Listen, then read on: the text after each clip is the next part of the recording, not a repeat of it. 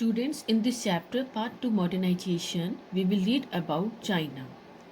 Okay, so over a period of 4,000 years, the Chinese people they developed a unique and self-contained society at the extreme end of the Eurasian landmass.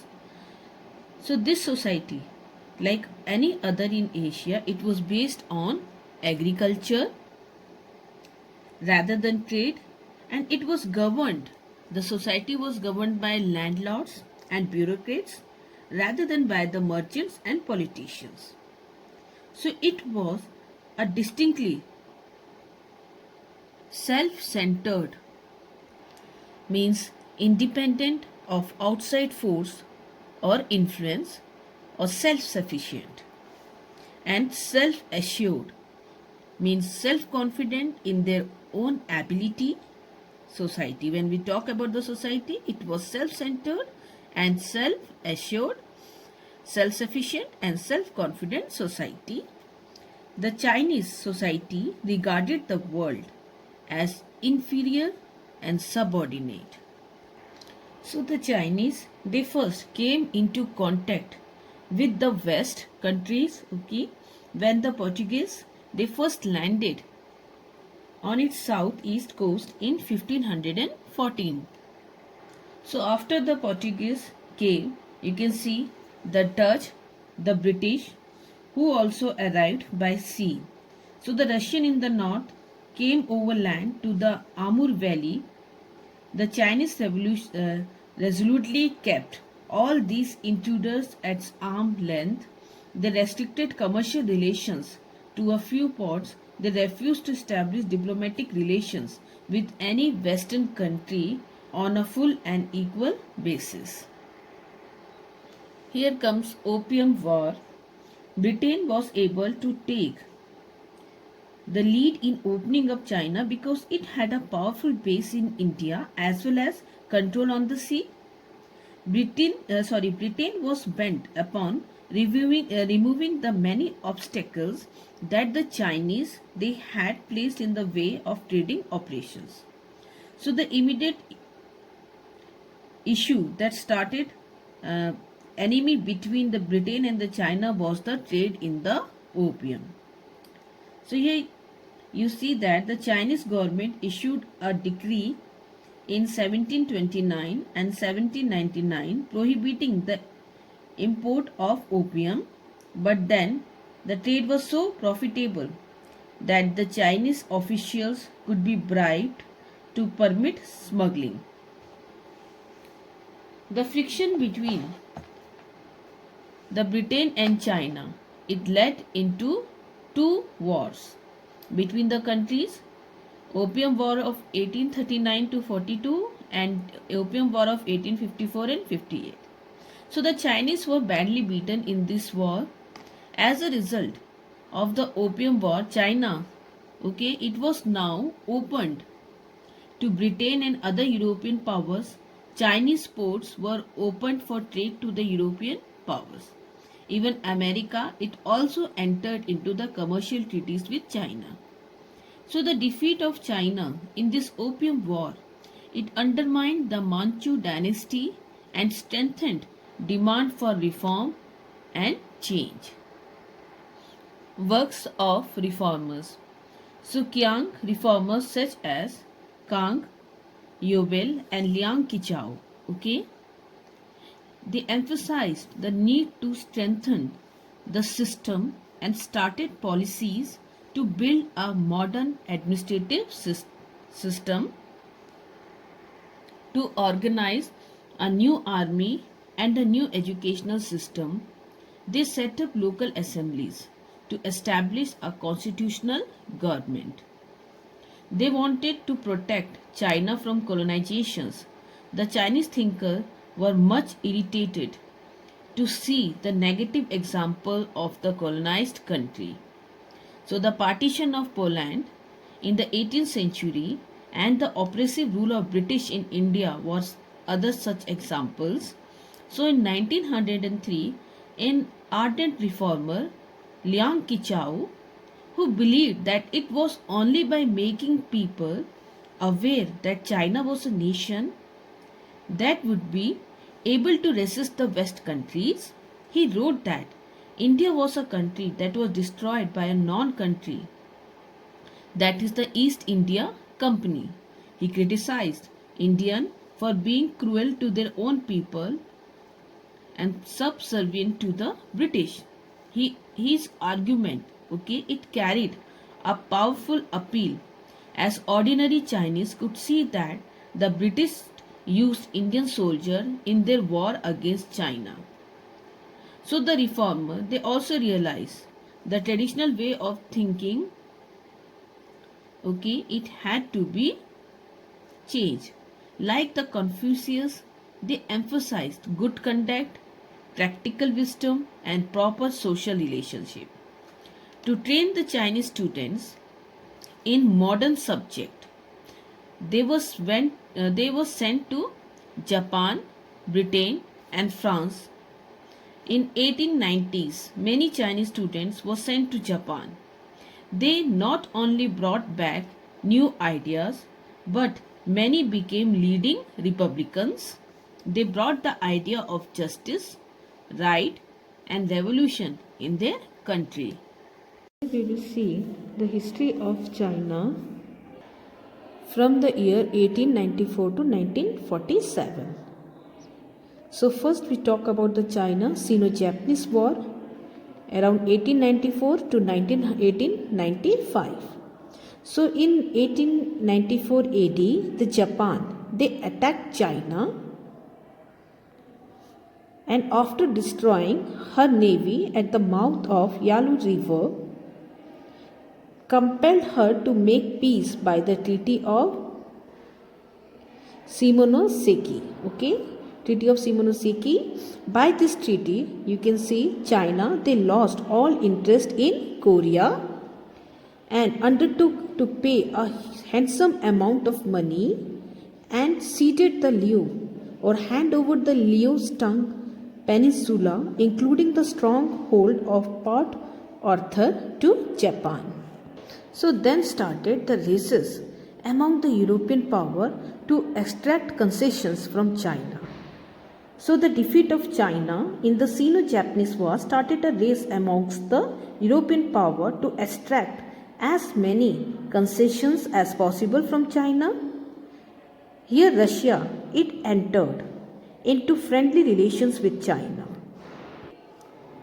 So you can see in 1895 the Russian-Chinese Bank was established. China also gave permission to construct the Trans-Siberian Railway, and the Germany, he seized Kiu-Chau, Britain, Wei-Haiwet, and the French Kacchuan from China. Thus the European power, they established their spheres of influence in China. American, they declared open door policy, which stated that all the countries will have the trade concessions in the area under the sphere of influence of the European powers. So in this way, American also get this concession to trade with China. China was thus saved from disintegration. So here you see the Boxer Uprising of 1895 and 96 AD. So during this period, the race among the European power to extract concessions from China led to the economic exploitation of the country. So the rise of the Chinese nationalism, it appeared in the form of Boxer Uprising. So Boxer, it was a secret society which started a terrorist movement against the foreigner in China. So the Boxer, they attacked the British embassy in Peking and looted the shops of the Britishers. They also destroyed the railway tracks. They massacred hundreds of foreigners, and you can see, and Christian missionaries. So the British, the German, the Russian, Japanese and American troops suppressed the Boxer Uprising. They extracted a large amount of war payment from the China and concession from China. They also advised the Chinese government to bring about the reforms in their country. So now you will see Manchu Revolution in the year 1911. So the suppressions of the Boxer Rebellion and attempt at reforms in the country made it clear that China could not be modernized by the reforms from above. It was only possible if reforms were started from the grassroots level or by a revolution by the common people. So the revolutions came in 1911, which brought about fall of the rule of the Manchu dynasty, and China became a republic. The leader of this revolution was Dr. Sun Yat-sen. He declared his famous three principles. One is nationalism, another one is democracy, and the people livelihood. Sun Yat-sen was appointed the president of China.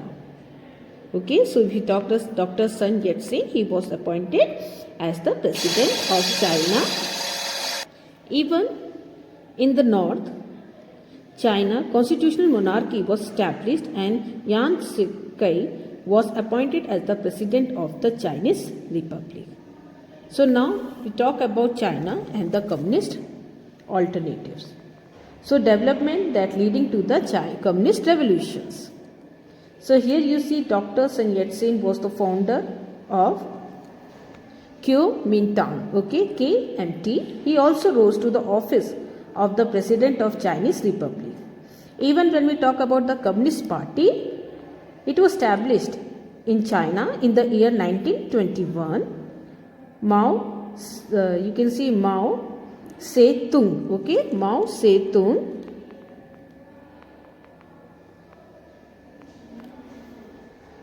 He was one of the founder member of the party.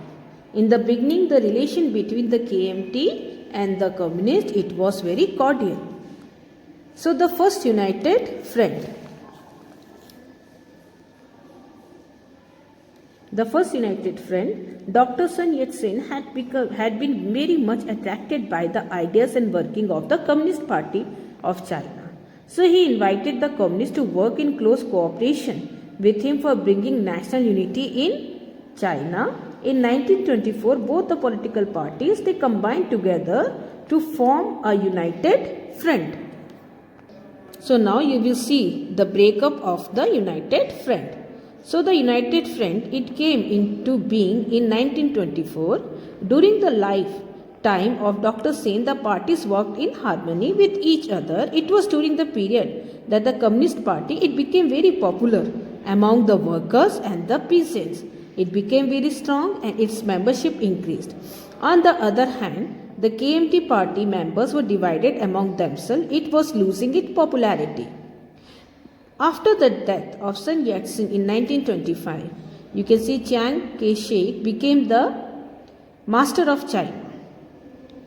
Okay, Chiang Kai-shek, okay, he became the master of the China, but from the outset, Chiang Kai-shek, its regimes were threatened by two dangerous enemies here. As you can see, there was a breakup of the Communist Party. The party now, the United Front was splitted again, and here, so two dangerous enemies. One was the communist within the country and Japanese from outside. At first, Chiang decided to throw the communist out of his party. He sent to exile the communist leader, okay, and you can see they were arrested. The communist leader, he managed to escape. And when we talk about Chiang Kai-shek, he also banned the Communist Party. So the program of the communists. The party aimed to fight against the KMT first and to bring communist revolution in the country. The party decided to win the support of the peasant and the worker and to promote their interests. So in 1928, here you can see Mao Zedong. He raised the banner of revolt against the Chiang government and put the program of his party in practice. So Mao Zedong started his campaign against the army of Chiang, which were the larger and better equipped with weapons and munitions. So Communist Army called the National, okay, Communist Army, they called the National Revolutionary Army. resorted to guerrilla method of warfare. In 1928, when Chiang army invaded the communist, the latter took shelter in the mountainous region of Jiangxi. But Chiang was determined to crush the communists at all costs. So by 1934, Chiang had launched 4 major expeditions against them, his army, and developed you can see. So he wanted to crush the Communist Party, but he was unsuccessful. Chiang then engaged a group of German officers for the reorganization of his army and developed a German style of army, more than 500,000 men. A system of you can see blockhouses and fortified points was constructed to encircle the communist held area. After starving them by blockades, he wanted to destroy them at one bound. Chiang now launched a formidable campaign against the communists, and this time he was successful. So the communists were helpless against Chiang, larger numbers and superior armaments. So they could no longer retreat as before and were routed in the pitched battle against the KMT forces.